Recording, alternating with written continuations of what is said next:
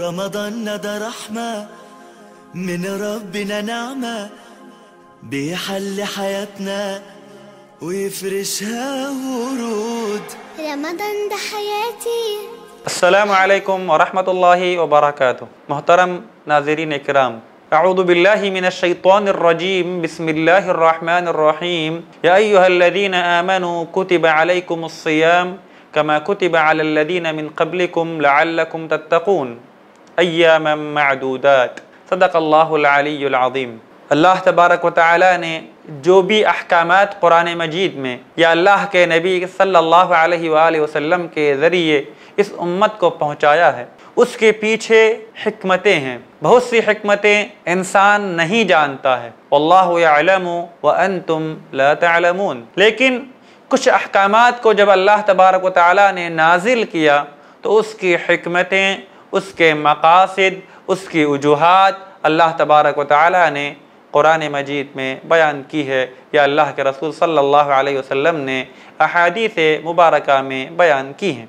अल्लाह तबारक व तआला ने कुरान मजीद में रोज़े से मुतअल्लिक़ फरमाया कि उसकी हिकमत यह है लअल्लकुम तत्तक़ून, तुम्हारे अंदर तक़वे की कैफियत आ जाए।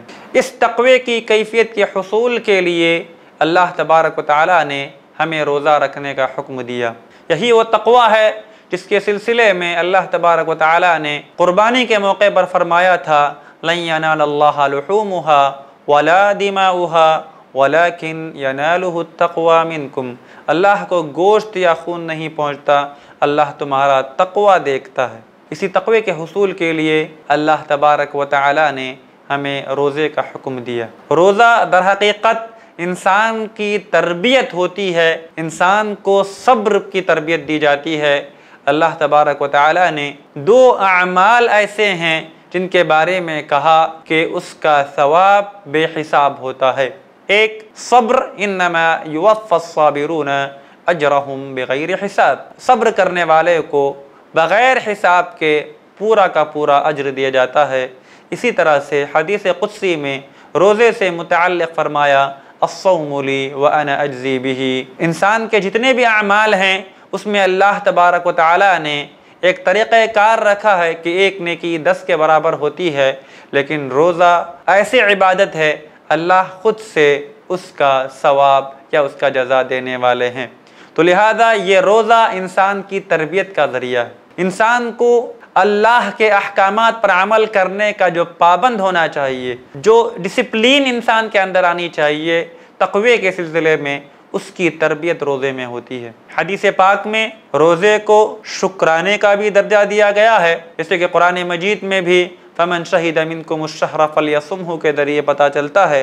इसी तरह से रोज़ा कफ़ारे का भी सबब होता है। इसलिए कफ़ारा है कि रोज़े के ज़रिए इंसान के ज़ुबान की हिफाजत और इंसान के शर्मगाह की हिफाजत होती है। हदीस पाक में अल्लाह के रसूल सल्लल्लाहु अलैहि वसल्लम ने इरशाद फरमाया, मन यज़मन ली मा बैन लिह्यैहि व मा बैन फ़ख़िदैहि अज़मन लहुल जन्नह। जो अपनी ज़ुबान और शर्मगाह की गारंटी देता है, मैं जन्नत की गारंटी देता हूँ। रोज़े के ज़रिए ज़ुबान की भी हिफाजत होती है और रोज़े के ज़रिए शर्मगाह की भी हिफाजत होती है। और ये रोज़ा तरबियत का बेहतरीन ज़रिया है और तरबियत का बेहतरीन तरीक़ा है।